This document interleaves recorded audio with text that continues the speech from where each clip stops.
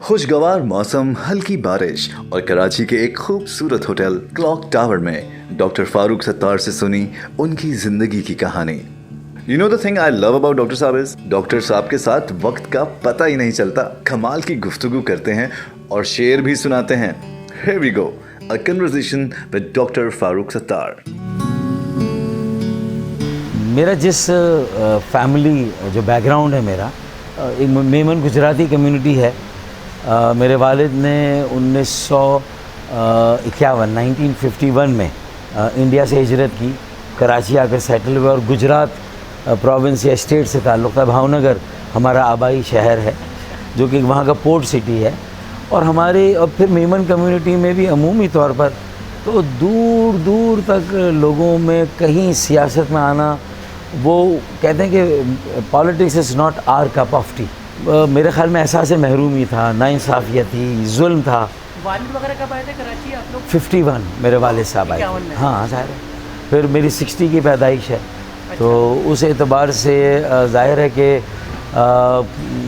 उस वक्त तो कोई वो नहीं था, लेकिन जब इंटरमीडिएट में अच्छे नंबर लेने के बावजूद, फर्स्ट डिवीज़न के बावजूद दाखिला नहीं मिला मेडिकल कॉलेज में, तो पता चला भाई कोटा सिस्टम नाम का हलाकू खान है जो बहुत सारे बच्चों के मुस्तक़बिल को तारीक कर रहा है और इस मुल्क के रोशन और महफूज मुस्तक़बिल के साथ बहुत बड़ा खिलवाड़ हो रहा है। देखिए, हमें अपने सिंधी बोलने वाले भाइयों बहनों बेटे बेटियों से कोई बुग़्ज़ नहीं है, लेकिन मैं इंशाल्लाह लूँगा।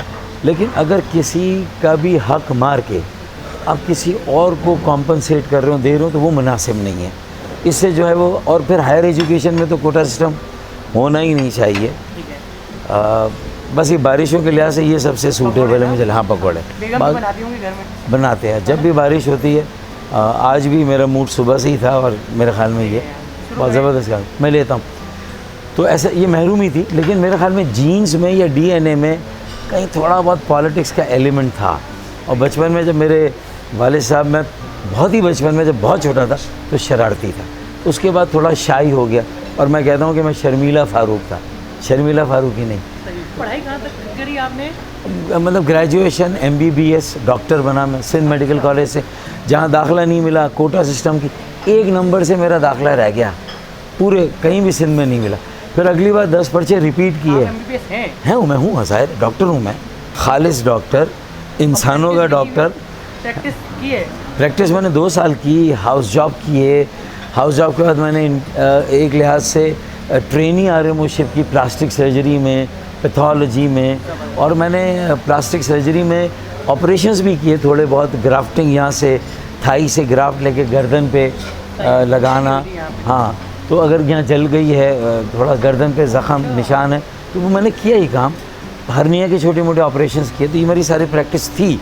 लेकिन मैं अचानक ये ऑपरेशन करते करते प्लास्टिक सर्जरी, मुझे नहीं मालूम था कब मैं सियासत में आ गया। और तो मुझे लगता था कि अगर मैं पॉलिटिक्स में ना भी आता और डॉक्टर रहता, तो भी शायद जो डॉक्टर्स की जो बॉडी है PMA वगैरह, वहाँ मेरा कोई एक्टिव रोल होता, पॉलिसी मेकिंग में, डॉक्टर्स को उनके राइट्स दिलाने में। तो मेरे ख्याल मरीज़ों के लिए बेहतर देखभाल सहूलतें, तो कहीं ना कहीं मैं पॉलिटिक्स में होता, मुझे लगता है, डॉक्टर बनने के बावजूद।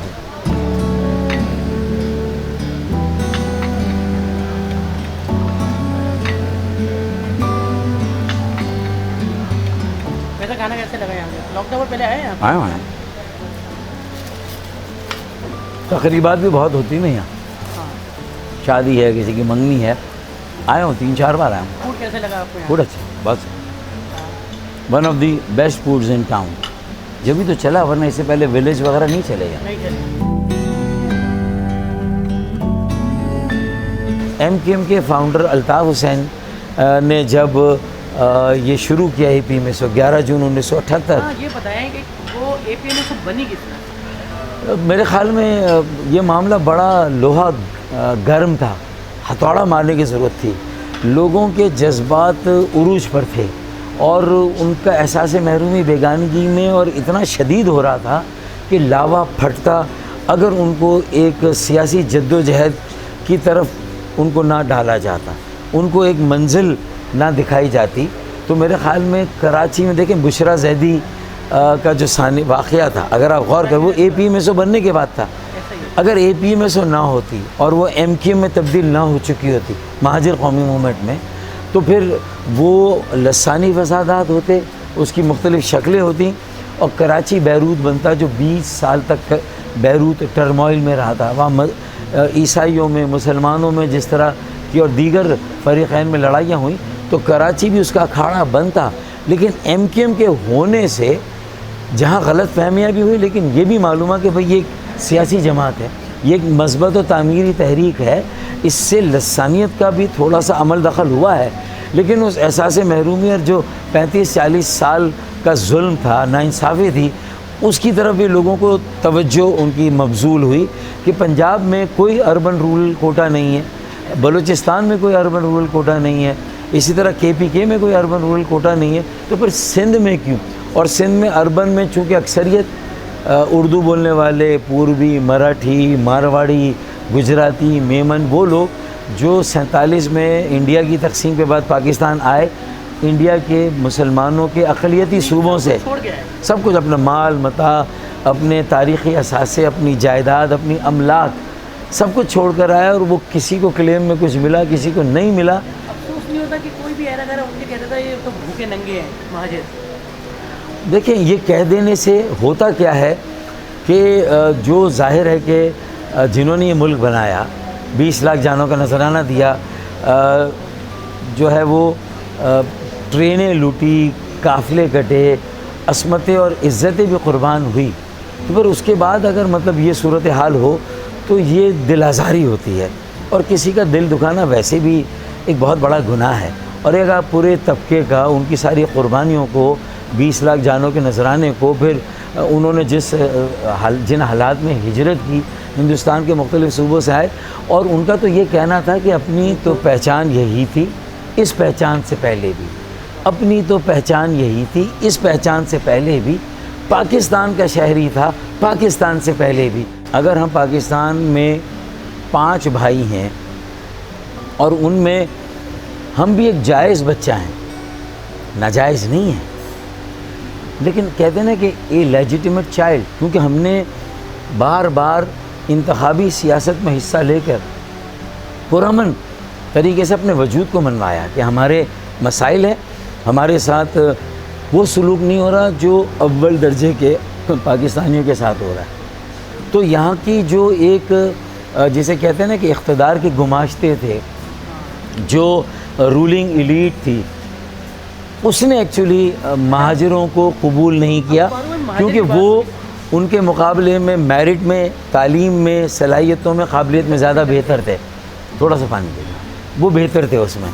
तो मेरे ख़्याल में वो इनसिक्योरिटी थी जिसने ये कोटा सिस्टम की जो तलवार थी उसको हमारे ऊपर मुसल्लत किया गया, हमारे तरक्की के रास्तों को। लेकिन इससे हमारा अकेले का नुकसान नहीं हुआ, मुल्क का नुकसान। आज पाकिस्तान जहाँ खड़ा है, अगर आप देखें आज पाकिस्तान में कैसी सियासत हो रही है, देखिए ना, 14 सीटें PTI ने ले ली, तो उन्होंने कौन सा तीर चला लिया, कौन सा तीर मार लिया, कौन सी तोप चला ली। और उन 14 को तो पाबंदी थी कि कराची का बयान नहीं देना। आप नेशनल पॉलिटिक्स कर रहे हैं, नेशनल सिटी में रह रहे हैं, साला नेशनल सिटी सबसे ज़्यादा रेवेन्यू दे, 60-70% वफाक को, 90% सूबे को, और उसके बाद वफाक को 4000 अरब देने के बाद उसको 40 अरब की खैरात मिले, 400 अरब उसका हक़ है वो उसे ना मिले, सर उठाकर चलने और जीने का मौका ना मिले मेरे बच्चों। वाहिद शहर है पाकिस्तान का बड़ा जिसमें पब्लिक ट्रांसपोर्ट नहीं, कोई सरकारी ट्रांसपोर्ट नहीं। पिंडी में है, मुल्तान में है, भालपुर में, लाहौर में, इस्लामाबाद में है। अगर नहीं है तो कराची में नहीं, पेशावर में है, कराची में नहीं है। उसके बाद भी अगर हम रोएं तो क्या आपको रोने का भी हक़ नहीं है? ये गलत है। MKM और फारूक सत्तार, ये ज़रा बताइए। देखिए, मैं तो ये समझता हूँ कि मेरा चाइल्डहुड रोमांस जिसे कहते हैं ना, बचपन का इश्क है MKM, उसका नज़रिया, उसकी सोच व फ़िक्र और रूह, और उसका जो इंतखाबी निशान है पतंग है। और उस पतंग के लिए हमने क्या क्या जतन नहीं किए। 3 मरतबा मैंने गिरफ़्तारियाँ दी।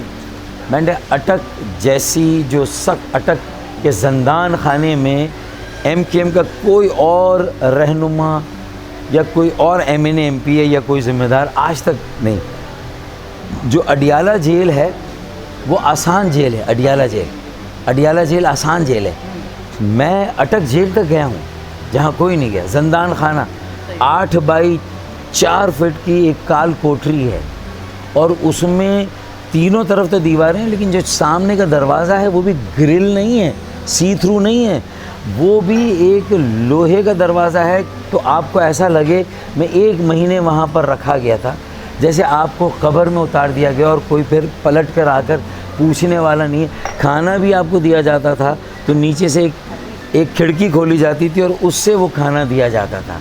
तो मैंने तो 1 माह का वो सख्त जंदान खाना झेला, फिर अटक की सख्त जेल, सख्त सर्दियों में और सख्त गर्मियों में। 6 कंबल मैं ऊपर ओढ़ता था और 6 कंबल मेरे नीचे होते थे, तब जाके जो है वो कहीं गुजारा होता था। जितनी सख्त जेलें मैंने काटी, अटक जैसी जेल उसका जंदान खाना, मेरे किसी कंटेम्प्रेरी या हम असर ने मेरी पार्टी में नहीं वो जेल काटी। 3 बार जेल गया। 3 बार जेल गया। मुझे सिंध की जेल में नहीं रखा गया, मेरा मुकदमा अटक किले में चला था। जैसे मौलाना मोहम्मद अली जौहर का अंग्रेज़ों के इस्तेमार के ज़माने में खालिद जिन्ना हॉल में चला था, तो उसी तरह का मुकदमा मेरे ख़िलाफ़ नैब की अदालत में अटक किले में चला, जहाँ औरंगज़ेब आलमगीर ने जो है वो शाहजहाँ को 7 साल तक कैद रखा उन्हीं जंदान खानों में, जहाँ वो फिर अपनी बीनाई से महरूम। वो इतनी सख्त जेल है, मेरे ख़्याल में MKM से कोई भी नहीं गया। तो मैं तो MKM के साथ अपने आप को लाजिम और मलजूम समझता हूँ। अब उसका नाम मेरे साथ हो या ना हो, लेकिन मैं उसके नज़रिए का अमीन हूँ, उसके नज़रिए का कस्टोडियन हूँ। तो इसलिए मैं कहूँगा कि पाकिस्तान बनाने वालों पर तो ये शक करना नहीं चाहिए कि वो पाकिस्तान के ख़िलाफ़ हो सकते। और अगर किसी के मुँह से गलती से कोई बात निकल भी जाए तो सोचना चाहिए कि उसके जहन की कैफियत ऐसी क्यों हुई। जिनके आबा व अजदाद ने इतनी क़ुरबानियों के बाद ये मुल्क बनाया, आज अगर वो अपने ही मुल्क में बेगाने हैं, आज अपने ही मुल्क में अपनी शहरियत और शनाख्त से महरूम हैं, तो कोई ना कोई उनके साथ ऐसी नाइंसाफ़ी हो रही है जिसकी वजह से मैं जस्टिफाई नहीं कर रहा, मुल्क दुश्मनी को जस्टिफाई नहीं कर रहा, मुल्क के ख़िलाफ़ नारों को जस्टिफाई नहीं कर रहा।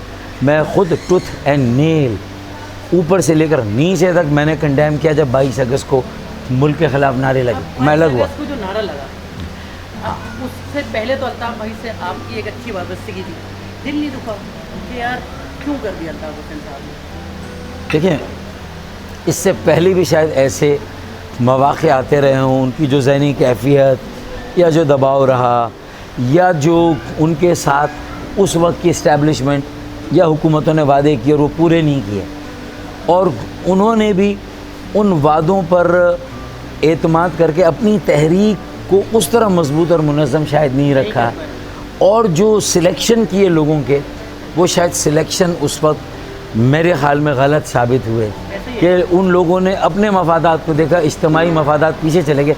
तो 50% जो MKM का डाउनफॉल है उसमें हमारी अपनी कहीं पॉलिसियों की गलती है, लेकिन 50% बाई डिज़ाइन होगा ना सर, दिल तो दुखा होगा ना, एक लीडर आपके और एकदम से पार्टी एक नारे की वजह से पूरी पार्टी बिखर गई। दिल दुखानी, दिल कटा था। आपने पार्टी को संभाला, लेकिन कुछ लोग कह रहे हैं फारूक सत्तार पार्टी को गलत लेके चल रहे थे, इस वजह से फारूक सत्तार को निकाल दिया गया पार्टी से। देखें, क्या हुआ था exactly? मेरी जो सियासी बसीरत है या बुर्दबारी और तजुर्बा, फिर MKM के बानी के बाद अगर पाकिस्तान में MKM के नाम के साथ कोई ब्रांड अगर है तो मैं ये क्लेम कर सकता हूँ बहुत सेफली और बहुत श्योरली कि वो फारूक सत्तार को अल्लाह ताला ने ये इज़्ज़त दी कि वो MKM के साथ उनका नाम जोड़ा पूरे मुल्क में और पूरी दुनिया में भी। अगर फारूक भाई आप प्रेस कॉन्फ्रेंस नहीं करते और आगे नहीं आते, क्या पार्टी तबाह हो जाती? पार्टी तबाह हो जाती, बिखर जाती। 2018 के इलेक्शन में लड़ने के पोजीशन में नहीं थी, क्योंकि ये जिन्होंने मुझे पार्टी से निकाला वो या तो पीपल्स पार्टी में, PSP में, MKM हकीकी में, PMLF पगाड़ा में या कहीं ना कहीं बैठे हुए होते या मुल्क से बाहर होते, पतंग नहीं होती, बल्कि शायद बैन भी लग गया होता। और ये जो 6-7 सीटें मिली हैं वो मेरी कोशिशों के सदक़े में मिली हैं, क्योंकि मैंने एक बहुत बड़ा इक़दाम किया था कि जिनके साथ मैं 35 साल से साथ था उनसे अलग हो रहा था। और उस मौके पर हुआ कि जब मेरे आबाओ अजदाद के पाकिस्तान के ख़िलाफ़ नारे लग गए थे, जब पाकिस्तान के आइन और पार्टी के आइन की खिलाफ वर्जी की, उन्होंने लाइन खींची MKM के बानी ने, तो मैंने यहाँ लाइन खींच दी, मैंने भी अलग कर दिया। और उससे पहले मैं इसलिए नहीं करता था कि हम रोकने में कामयाब होते थे। वो अफवाज पाकिस्तान या जर्नलों के ख़िलाफ़ भी बयान देते थे, तो 4 मरतबा हम रोकते थे, 5वीं मरतबा हम नहीं रोक सकते थे। समझ लीजिए कि मुल्क के ख़िलाफ़ भी ये बात हुई, नारे लगे, ये भी कोई 2, 3, 4, 5 बार हमने रोके होंगे, लेकिन 5वीं 6ठी बार हम नहीं रोक सके। ये सिचुएशन। वालेकुम, हाँ भाई, कैसे आप? खैरियत से? ये भी आप ही के साथ है ना? जी जी जी, कहाँ?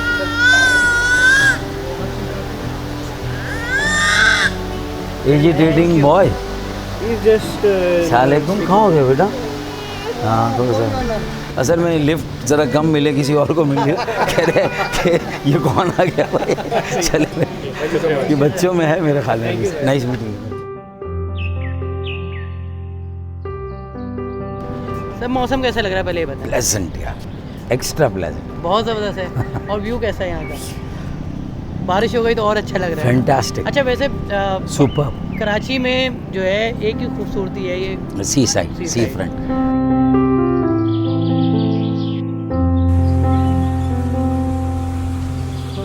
अल्ताफ़ हुसैन साहब का नंबर अभी आपकी ब्लॉक लिस्ट में डाला हुआ है या नहीं डाला हुआ? देखिए, मैंने चूंकि अपनी कॉल लिस्ट पे ही वो नंबर दोबारा नहीं लिया, तो मुझे ये मालूम नहीं कि मैंने ब्लॉक करके उसे कॉल डिलीट किया है या वो उसी तरह पड़ा हुआ है। तो मैंने तो चूंकि उसके बाद कॉल लिस्ट भी नहीं लिया, मैंने देखा ही नहीं, तो फिर मैं मतलब कह नहीं सकता। हाँ, मुझे कॉल आई थी उनकी, मेरे ख़्याल में जब मैंने 23 अगस्त को अलग होने का फ़ैसला कर लिया, तो उसके कुछ दिनों के बाद एक कॉल आई, लेकिन मैंने वो फ़ोन पे रिसीव नहीं किया, क्योंकि मेरी पॉलिसी से मुताबिकत नहीं रखता था कि मैं उनसे बात करूं, उनके साथ एंगेज हूं या उनसे कोई गाइडलाइन लूं।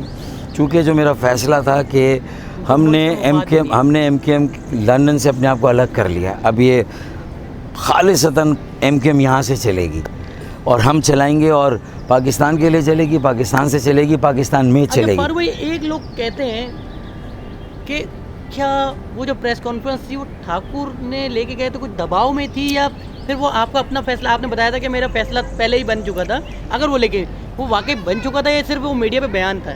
नहीं, देखे ना, मैं सिर्फ मीडिया पे बयान देता तो ये कन्फ्यूजन रहता कि ये फ़ैसला मैंने किसी दबाव में किया या मेरे पास मेरी सियासी बसीरत में इसके अलावा कोई रास्ता नहीं था। लेकिन इसको लेने के लिए एक हिम्मत हौसला भी चाहिए था, और एक बहुत बड़ी जिम्मेदारी उठाने में जा रहा था कि पूरी पार्टी का फिर मुझे क्लेम करना था कि मैंने ये किया और इंशाल्लाह हम चलाएंगे। बड़ा फ़ैसला था, तारीख़ी फ़ैसला था, गैर मामूली फ़ैसला था, तो बहुत सोच विचार के करना था, और मैंने 2-3 घंटों के अंदर फ़ैसला कर लिया था। जब ये हड़ाउड़ी मच गई थी और लोग वहाँ ARY के दफ्तर चले गए थे, तो हम वहीं कैंप में बैठे रहे। उसके बाद मैं 90 नहीं गया, मैं घर चला गया, और मुझे जितनी भी कॉल्स है, मैंने कहा भाई मुझे रेंजर्स के हेड क्वार्टर्स पे बुलाया है जनरल बिलाल महबूब साहब ने, लेकिन मैं वहाँ जाने से पहले प्रेस क्लब जाऊँगा। मैंने जनरल बिलाल महबूब साहब से भी कहा था कि मैं प्रेस क्लब पहले जाऊँगा, पहले मैं अपनी राय से लोगों को आगाह करूँगा, उसके बाद मैं गिरफ़्तारी दूँगा अगर गिरफ़्तारी की ज़रूरत है। तो उन्होंने कहा नहीं, आप पहले ही आए। मैंने कहा नहीं, मैं जाऊँगा। इसीलिए उन्होंने ठाकुर को वहाँ मुझे लेने के लिए भिजवाया था। लेकिन मैं रास्ते में 2 फ़ोन किए मैंने।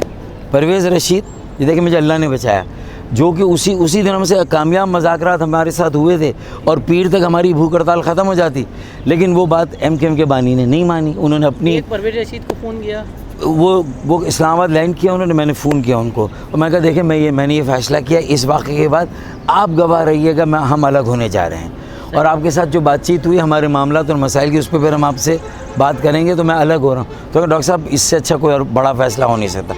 उसके बाद दूसरा मैंने शाहज़ेब खानज़ादा जो जियो के बड़े एंकर है उनको किया, तो उनको भी मैंने यही बात बताई, और उन दोनों ने अपने मुतादिद इंटरव्यू में और हवालों में इस बात को कंफर्म किया है। तो इसका मतलब रेंजर्स हेडक्वार्टर जाने से पहले जो पूरी रात 8 घंटे मुझे वहाँ पर रखा गया मेहमान बना के, और सुबह ये देखने के लिए छोड़ा गया 2 बड़े लोगों की इंटरवेंशन पर, जिसमें एक यकीनन राहिल शरीफ साहब होंगे उस वक्त के COS, और दूसरे चौधरी निसार होंगे उस वक्त के वफाकी वज़ीर दाखिला थे, उनके कहने पर मुझे छोड़ा गया। तो ये देखने के लिए कि मैं करता क्या हूँ, मुझसे ना कहा गया, ना मुझे डिक्टेशन दिया गया, ना मुझे बताया गया कि आपको ये करना है, क्योंकि वो ख़ुद देखना चाहते मैं क्या करता। हाँ, लेकिन इनडायरेक्टली उसके बाद मुझ पर दबाव आता रहा कि मैं किसी तरह PSP में शामिल हो जाऊँ, किसी तरह पीएसपी का हिस्सा बन जाऊं या पीएसपी वालों से मिलकर कोई नई पार्टी बना लूं, ये दबाव इनडायरेक्टली मुझ पर आता वो जो आपने एक अनाउंसमेंट की थी मुस्तफ़ा कमाल साहब के साथ और फिर अचानक से आपने बोला कि नहीं मुझे बताया कुछ गया, वो क्या हुआ? तो देखे ना, फिर हालात के जबर के बावजूद मैंने स्टैंड लिया, मैं खड़ा रहा, लेकिन फिर मेरी सफ़ों में कहीं लोगों को शायद कमज़ोर किया गया और मुझे ये समझ लीजिए कि कोई 16 घंटे मैं था किसी दोस्त के यहाँ, तो समझ लें कि मुझे इस कदर पैगामात दिए गए कि भाई आज ही फ़ैसला करें और पीएसपी के साथ जम हो जाएं और या एक पार्टी बना लें और नाम रख लें और आप कहाँ प्रेस कॉन्फ्रेंस करना चाहते हैं बता दें। लेकिन मैंने कहा मैं तो इलेक्शन के वक्त पीएसपी या मुस्तफ़ा के साथ सीट एडजस्टमेंट करूँगा, लेकिन अभी मैं नहीं कर सकता। लेकिन फिर मेरे ही 2 आदमी मुझे समझाने आए कि नहीं फारूक भाई, आपको वरना आपको ये बंद कर देंगे। मैंने कहा मैं 2 साल 3 साल बंद होने के लिए तैयार हूँ, मैं गिरफ्तारी देने के लिए तैयार था। सही है। लेकिन मुझे मेरे साथ नज़रिया नहीं बेचना था। मैंने कहा मैं नहीं बेचूंगा, मैं नहीं मिलूंगा। लेकिन मेरे 2 साथियों ने आके मुझे कन्विंस किया और कहा कि नहीं फारूक भाई कर ले, वरना हम आपके बगैर कैसे चलाएंगे। तो मैंने ना चाहते हुए तबहन करहन मान लिया। और अगले दिन जब 8 नवंबर को जो प्रेस कॉन्फ्रेंस हुई, उसमें आप देख रहे होंगे कि मैं थोड़ा सा डिप्रेस था, मैं उतना एलिवेटेड और मोटिवेटेड नहीं था जैसे मैं अमूमन होता हूँ। और लेकिन मेरी खुशकिस्मती थी कि पीएसपी के सरबराह ने ऐसी चढ़ाई की कि एमकेएम को दफन कर दिया। मुझे मौका मिल गया उस जबरी निकाह से बाहर आने में। हाँ, लेकिन मैंने एक लेटर लिख दिया था उस वक्त के chief of the army staff को कि देखिए मेरे साथ ये सलूक हुआ, और एक पार्टी के सरबराह को ये कहा जाए कि वो इनडायरेक्टली कि भाई आप बेहतर ये है कि पीएसपी के साथ मामला कर लें, तय कर लें। तो हालांकि 5 नवंबर को मैंने कामयाब जलसा लियाकताबाद के फ्लाईओवर पे करके दिखा दिया, जब आमिर खान उम्रे पर चले गए थे मुझे छोड़कर, जब खालिद मकबूल सिद्दीकी जो सरबराह है जिनकी लॉटरी लग गई मुझे हटाकर, कन्वीनियर, वो उस वक्त अगर आप याद करें तो वो सिंगापुर 3 माह से इलाज के लिए गए हुए थे, वो भी नहीं आ रहे थे। तो मैं तो अकेला यहाँ कुछ साथियों के साथ काम कर रहा था और कामयाब जलसा 5 नवंबर का हो गया। तब भी मुझ पर ये एक जबर मुसल्लत किया गया और मैंने ना चाहते हुए भी अगर पीएसपी के साथ अलाक किया, जो कि अनटाइमली था, अननेचुरल था। और उन्होंने जिस तरह का रवैया अख्तियार किया, अगले दिन 9 नवंबर को, यानी 7 को मुझ पर जबर था, 8 को मैं मुस्तफ़ा के साथ मिलता हूँ 2017, और 9 नवंबर को मैं जिस तरह बाहर आता हूँ कि भाई no interference in Karachi and urban politics, no engineering. मेरा इशारा लोग समझ गए कि फारूक भाई पे दबाव है। मैंने क्लियर किया कोई अलहाक नहीं, इलेक्शन के वक्त देखेंगे और एमकेएम को कोई दफन नहीं कर सकता। फिर मैंने बचाई, मतलब ये था मेरे उनके साथ मिलने से एमकेएम दफन हो ही जाती, क्योंकि एमकेएम के वर्कर्स की वो डीमोटिवेट हो गए थे, स्पिरिट उनकी डाउन हो गई थी। लेकिन मैंने उनकी स्पिरिट को डाउन नहीं होने देना था, उनकी मोटिवेशन को कायम। तो मैंने 24 घंटे में फैसला, 9 नवंबर की प्रेस कॉन्फ्रेंस हिस्टोरिक थी मेरे लिए, सफ़ों के सफ़े लिखे गए मेरे लिए। जो एडिटोरियल पेजेस हैं डॉन ने और बड़े अखबारों ने वो मख्तस किए और लिखा कि MKM is going nowhere, MKM is a force to reckon with. MKM की हकीकत से इनकार नहीं किया जा सकता और ये मौजूद है। बचपन में पतंग उड़ाते थे सर? बहुत, मतलब है कि बड़े बड़े पतंगबाजों की जब पतंग काटते थे तो जो खुशी होती थी कि देखिए हमने बड़े बुर्ज, बड़े बुत गिरा दिए। और बिल्कुल एग्जैक्टली जब पॉलिटिकल लाइफ में आए तो ऐसा ही हुआ कि जो शाहमद नूरानी साहब के सामने मैं इलेक्शन लड़ा, वो उस वक्त के जय्यद सियासी अकाबिर थे, उनसे इलेक्शन जीतना वो एक उसका एक अलग ही मज़ा था और एक तजुर्बा था। मेयर बनना इतनी कम उम्री में, मेयर जब बने कितनी उम्र थी? 28 साल। 28 साल की उम्र? 28 साल। सर एक चाय और हो जाए? हाँ हो जाए, अगर करीब है तो। अच्छा फारूक भाई, मीठे एक चाय बगैर मिल के नहीं, बस चाय और मेरी मिल साइड पे हो।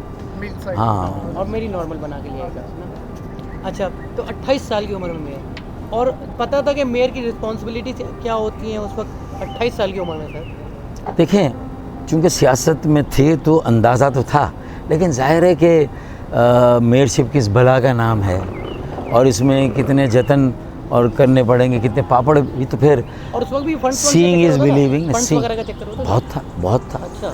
मोटर व्हीकल टैक्स ज़ाहिर है नहीं था, बिल्डिंग कंट्रोल की आमदनी मिलती नहीं थी, तो मुझे फिर मैंने कंट्रोल भी मुझे मिला, आमदनी भी मिली, वाटर बोर्ड मेरे अंडर में था, तो वसीम अख्तर से मैं थोड़ा बेहतर पोजीशन में था। लेकिन मैंने जो चीज़ वहाँ असल में की वो ज़्यादा बजट लगाया गटर को ठीक करने में, सीवरेज का निज़ाम, और सफाई में यानी कचरा उठाने में, बरसाती नाले, और आखिरी पानी की फराहमी। देखिए K2 यानी पानी का 10 करोड़ गैलन यौमिया इजाफी पानी का मंसूबा मैंने बनाया, मेरे ज़माने में इम्प्लीमेंट हुआ। लेकिन जो K1 था ना, उसके 20 साल पहले उसका एक आखिरी फ़ेज़ रह गया था, फ़ेज़ 4। वो फ़ेज़ 4 भी मैंने मुकम्मल किया। अच्छा। उस फ़ेज़ 4 के भी 2 स्टेप्स थे, वो मैंने मुकम्मल किए अल्हम्दुलिल्लाह। तो K1 मैंने मुकम्मल किया, K2 मैंने मुकम्मल किया, शुरू किया, K3 की बुनियाद रखी। फिर K3 को अगर किसी ने वो मुस्तफ़ा कमाल ले MK में किया, हाँ, अब उसका क्लेम जमात इस्लामी ले, नेमतुल्लाह साहब या कोई भी ले, जो K2 हमने बनाया था ना, K2 का रेप्लिका है, यानी K2 का ही मॉडल है। और K3 बनेगा, अब K4 है, K3 बन गया, और K4 जो MKM के दूसरे मेरे थे मुस्तफ़ा कमाल, उन्होंने तो K4 का मंसूबा भी उन्होंने, बुनियाद तो उन्होंने डाल दी ना। अब कोई भी नाज़िम आएगा अगर बनाएगा, लेकिन डल गई, सब कुछ फिजिबिलिटी सब हो गया, उसकी डिटेल डिज़ाइनिंग हो गई, सब हो गया, लेकिन उसमें किसी के मफादात आ गए। तो पीपल्स पार्टी ने 14 सालों से उस मंसूबे पर काम ही शुरू नहीं किया। 30 अरब रुपए मिल चुके हैं वफाक से, और 15 अरब पीपल्स पार्टी खर्च कर चुकी है। 45 अरब में अब तक कोई लाइन नहीं डली, कोई खड्डा नहीं खुदा। और ये जो फ्लाईओवर्स वगैरह हैं, ये भी आप ही के दौरे हुकूमत में बना? MK पहला फ्लाईओवर नाज़िमाबाद का मेरे KMC के पहले बल्दियाती दौर में, मेयरशिप के दौर में बना। उसके बाद करीमाबाद पे जो फ्लाईओवर्स बने, जो आयशा मंजिल पर जो फ्लाईओवर बना, जो गुलबर्ग पर फ्लाईओवर बना, जो फ्लाईओवर चौड़े किए गए, फिर 10 नंबर पर जो फ्लाईओवर बना, लिली ब्रिज पर जो फ्लाईओवर बना, फिर 2 रोया सड़क जो इकरा यूनिवर्सिटी के सामने, जो फिर वो फ्लाईओवर कयूमाबाद का हमारे दौर में बना। मौरीपुर से ट्रक स्टैंड हॉक्स बे मैंने शिफ्ट किया, ट्रक स्टैंड, ताकि मौरीपुर जो सदर्न बाईपास की पहली कॉरिडोर है उसको क्लियर मैंने किया, ठीक है। हब रिवर रोड को 2 रोया मैंने, जो कारसाज की रोड है उसको वसी करना, शारे फैसल को वसी करना, फिर उसके साथ साथ शहीद मिल्लत को लॉन्ग लाइफ रोड का कॉन्सेप्ट, 10 लॉन्ग लाइफ रोड्स मेरे ज़माने बनी, और MKM के अगले मेयर के ज़माने में भी शायद 15-20। फिर देखें ना, फ्लाईओवर्स, बाईपासेस, ओवरपासेस, अंडरपासेस ये बनना शुरू हुए। और मैंने 2 मास ट्रांजिट के मंसूबों की, हल्की फुल्की ट्रेनें, कहीं अंडरग्राउंड, कहीं ज़मीन पर, कहीं over the ground. 17 kilometre Sorab गोड़ से टावर, और 15 किलोमीटर औरंगी टाउन से नुमाइश, ये मैंने प्लानिंग की, फिजिबिलिटी बन गई, डिटेल डिज़ाइन बन गया।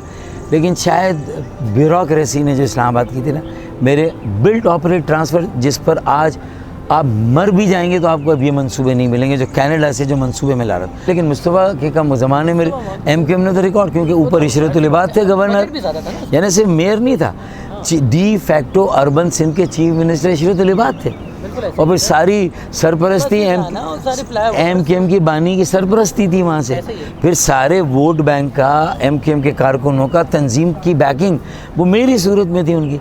तो उसके बाद और फिर फैसिलिटेट किया, हम सब ने फैसिलिटेट तंजीमी तौर पे किया, अवामी तौर पे किया। और सबसे बड़ी बात, 300 अरब रुपए अगर उस दौर में मिले तो वो MKM के बानी और तंजीम ने ले कर दिए ना भाई, मुस्तफ़ा कमाल को भी। तो मुस्तफ़ा कमाल की एक ईमानदारी से, मुझे नहीं लगता उन पर कोई इल्ज़ाम है, कोई और अगर कहीं से निकाल के लिया अब तक नहीं है। MKM का किसी बंदे पे नहीं है, नहीं है, नहीं, मैं तीसरे मेयर का नहीं कह सकता, तीसरे मेयर का मैं नहीं कह सकता। लेकिन जो भी कुछ है वो काम किया उन्होंने, अच्छा दिन रात मेहनत की ना। अब देखें ना, आज आपने मुझे इतने औसम मौसम में बुला लिया और यहाँ क्लॉक टावर पे ये इसके ओपन उस पर बिठा दिया मुझे, और मैं भी एंजॉय कर रहा हूँ। अगर आप मुझे ये रेस्क्यू ना देते तो जितनी बारिशें आज हुई हैं, पार्क भी MKM के दौरे को बना। अच्छा, अगर ये आप मुझे ये मौका ना देते तो फिर मुझे यूसुफ गोट में इतने घुटने पानियों में मुझे खड़े होके वहाँ पर जाके और उनकी लोगों को पता नहीं है कितनी तेज़ बारिश हुई है। हाँ दाद रसी करना पड़ती। मैं या तो खारादर ओल्ड टाउन में होता, या मैं यूसुफ गोट में होता, या गुज्जर नाले पे होता, या औरंगी में होता। सर ये जो पाकिस्तान क्वार्टर की लीज का मसला है हाँ। सर, ये कब हो सकता है? देखिए आप ये तो वहीं के मुकाम ही है ना, आप तो इलेक्शन भी लड़ रहे हैं हाँ। 2025 से। जितने भी वज़ीर आज़म आए इंक्लूडिंग इमरान खान, उन्होंने अपनी इलेक्शन कैंपेन में आमिर लियाकत मरूम जो यहाँ से NA-245 से थे, जो MNA बनाए गए बल्कि, और उसके बाद जो जमाल सिद्दीकी जो MPA बनाए गए, जिन्हें सीटें दी गई, उन्होंने कहा कि भाई हम इसको लीज़ भी देंगे मालकाना हुकूक। अच्छा MKM नहीं दे सकी, मैं मानता हूँ अपने दौर, इसलिए कि हमारा वज़ीर आज़म नहीं था। PTI ने कहा कराची का वज़ीर आज़म, और भाई यहाँ से सीट दी कराची वालों ने, दी या दिलाई गई, अली रज़ा आब्दी के इमरान खान को दी, वो वज़ीर आज़म बने। लेकिन 14 MNAs जो थे लीज़ नहीं दे सके। 4 साल PTI रही, 4 साल नहीं दी, बल्कि PTI की हुकूमत आने के बाद एक पुलिस का ज़बरदस्त क्रैकडाउन और ऑपरेशन हुआ। आप खड़े हुए थे 24 अक्टूबर को ना जमाल सिद्दीकी वहाँ थे MPA, ना आमिर लियाकत थे वहाँ पर, ना पीपल्स पार्टी का कोई, ना जमात इस्लामी जो बुलंदबांग दावे करती थी, जमात इस्लामी के नईम और रहमान, खुदा झूठ ना बुलवाए, हम सबको एक साथ बुलाया था पाकिस्तान क्वार्टर वालों ने। हम सब से कमिटमेंट लिया था, हल्फ लिया था। नईम और रहमान ने कहा था अगर पुलिस आई, चढ़ाई, लश्कर कशी हुई तो मैं आपके साथ खड़ा हूँगा। नईम और रहमान नहीं आए। अब पाकिस्तान क्वार्टर जाके इसका सर्वे करें, उनसे पूछे कि ऐसा है या नहीं। Jahangir road, Clayton quarter, Marton quarter जाके पूछे कि नईम और रहमान ने ये कमिटमेंट की थी नहीं।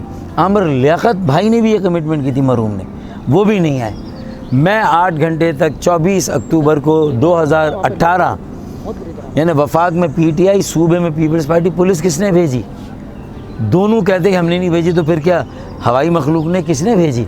वो आई, उनके सामने सीसा पिलाई दीवार, या तो मैं था या मेरे वो एजिटेटर वहाँ के जो रहने वाले मुतासरीन, और हमने नाकाम बना दिया पुलिस का ऑपरेशन। और आज तक अल्हम्दुलिल्लाह अगर रिलीज़ नहीं भी दे सके, मालकाना हुकूक नहीं भी दिए, तो हसन बेग कम अज़ कम हमने उनको बेदखल होने से बचाया। और उसमें अगर किसी का सिंगल हैंडेड लार्जेस्ट कंट्रीब्यूशन है तो वो आपके फ़ारूक भाई का है। आप इलाके में जाके सर्वे करें, पूछें, वो 4000 क्वार्टर्स मैंने बचाए हैं। तो वहाँ के वोटर से तो बजा तौर पर मुझे उम्मीद है कि मैं जब उनके साथ खड़ा था तो मेरे साथ खड़े हैं। 6 कच्ची आबादी, निश्तर बस्ती, ईसा नगरी, फ़ुरखानाबाद, गौहराबाद, मुन्नू गोट और गौसिया कॉलोनी, महाजिर उस्मानिया कॉलोनी, नफीसाबाद, ये सारी बस्तियां मैंने लीज़ की, इनको मालकाना हुकूक दी इसी हल्के में। तो ये मेरा दूसरा बड़ा काम है इस हल्के में, क्वार्टर के बाद। तो एक सरकारी क्वार्टर्स, ये लाइन्स एरिया का रिहेबिलिटेशन प्रोजेक्ट हमने शुरू किया, मुकम्मल नहीं कर सके, उसमें कुछ हमारी कोताहियाँ हैं, लेकिन उसे मुकम्मल करना है। तो ये है हमारे मंसूबे। तो आपके जो साथ खड़े हो रहे हैं दूसरी पार्टियों से, तो वो वहीं पे रहते हैं वो लोग? नहीं, मैं वाहिद उम्मीदवार हूँ जो कि लोकल हूँ, मकामी, NA-245 में ताले के निशान पर। बाकी सब इम्पोर्टेड हैं। कोई गुलशन के बड़े बंगले से आके लड़ेगा, कोई डिफेंस और क्लिफ्टन के बड़े बंगलों से आके लड़ेगा। मैं वाहिद उम्मीदवार हूँ, कम वसाइल में। मेरी देखें पब्लिसिटी, बैनर सबसे कम, पोस्टर सबसे कम, लेकिन मेरी मेहनत, आवाम से रब्ता, वाबस्तगी, कनेक्टिविटी, बुरे अच्छे वक्त में उनके साथ खड़े होना। और आज भी सबसे ज़्यादा अगर डोर टू डोर कोई जा रहा है तो मैं जा रहा हूँ। बाकी का शायद स्टैमिना इतना हो ही नहीं सकता कि वो इस मामले में मेरा, गलियों का भी पता नहीं होगा, उनको पता ही नहीं होगा। हर दिल अजीज़ कबाब का भी नहीं पता होगा, हर दिल अजीज़ कबाब का नहीं पता, कैफ़े नूर का नहीं पता, मुल्ला की नाहरी का नहीं पता, नाहरी, और वहाँ एक मछली बेचने वाला भी। अच्छा, ये 3-4 चीज़ों का नहीं पता। अच्छा, मछली मैंने नहीं खाई वहाँ। मछली भी खाए वहाँ की, अच्छी है। अच्छा, अब उस तरह की नहीं है जो पहले 10 साल पहले। किस तरफ है वो जो बॉबी पान वाला वहाँ का मशहूर है जी। कव्वाल भी बड़े रहते हैं सर वहाँ पे। कव्वाल बहुत, रोंगिया फैमिली के कव्वाल, तो वो बड़ी तादाद में, और वो तो मेरे घर के अफराद हैं उस तरह मेरे साथ। अब यकीन माने इंशाअल्लाह अगर मतलब ये है कि कोई साजिश नहीं चले, मदाखलत भी ना हुई, साजिश और मदाखलत होती तो मसला होता है ना, अगर ना हुई तो फिर इंशाअल्लाह कम पब्लिसिटी पे, कम तशहीर पे, और लेकिन जो लोगों के साथ रहा है, अल्लाह ने चाहा तो इंशाअल्लाह हम ये सीट निकालेंगे। इंशाअल्लाह निकालेंगे सर। चाय आ गई आपकी? आ गई। थैंक यू यार, बहुत शुक्रिया। अच्छा, मुझे ये बताएं कि MKM जो है अल्ताफ़ हुसैन के बगैर, फारूक सत्तार के बगैर या खालिद मकबूल के बगैर कौन चला सकता है?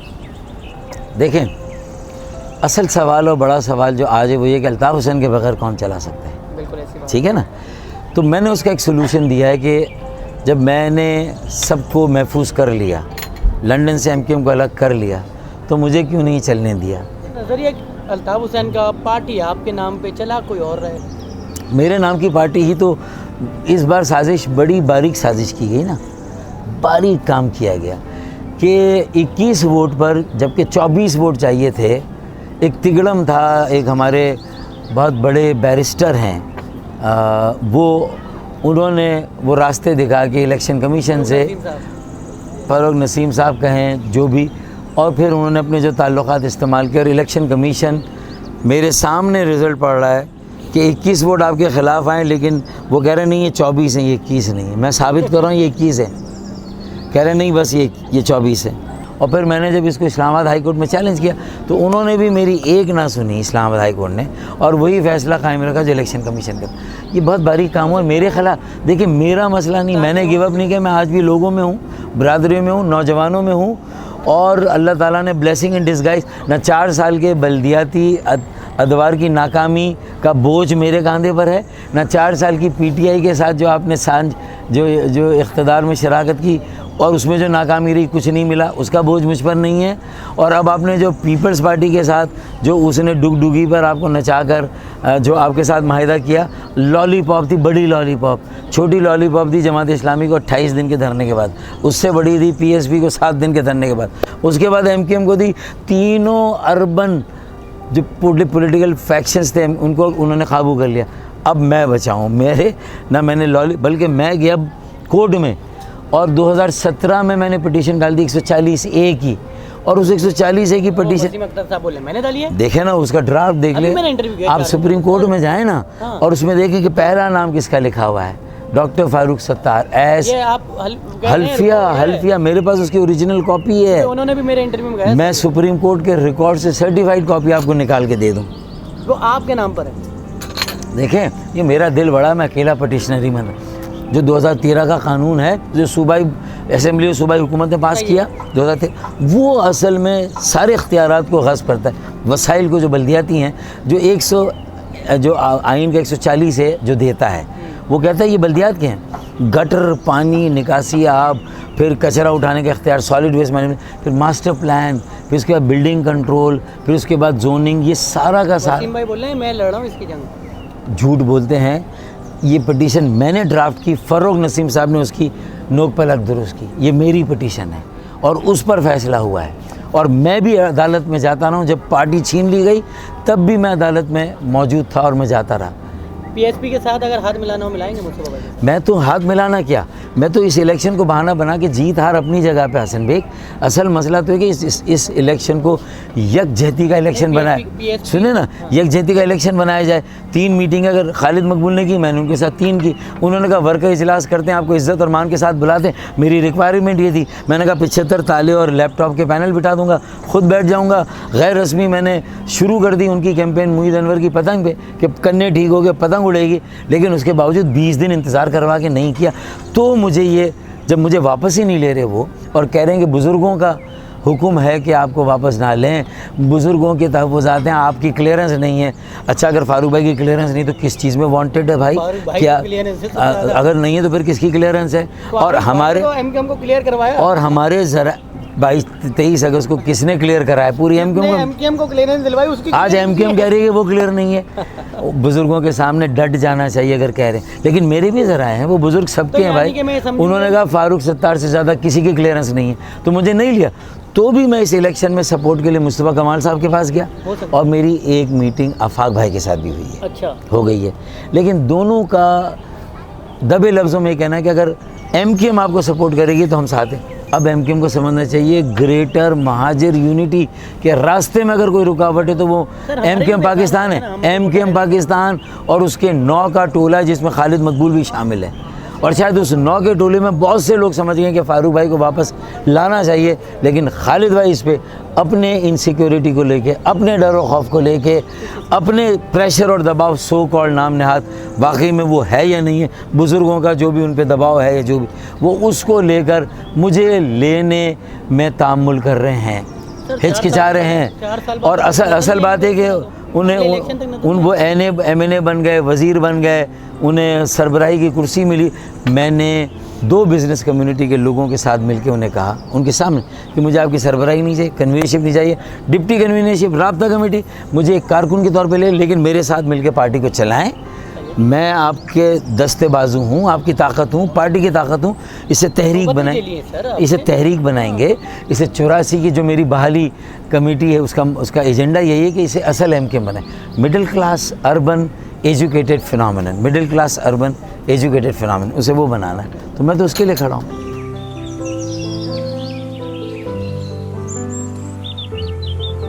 देखिए, फारूक सत्तार 4 सालों में MKM से अलग किए जाने के बाद फारूक सत्तार ने इस दीवार में एक शिगाफ लगा दिया है।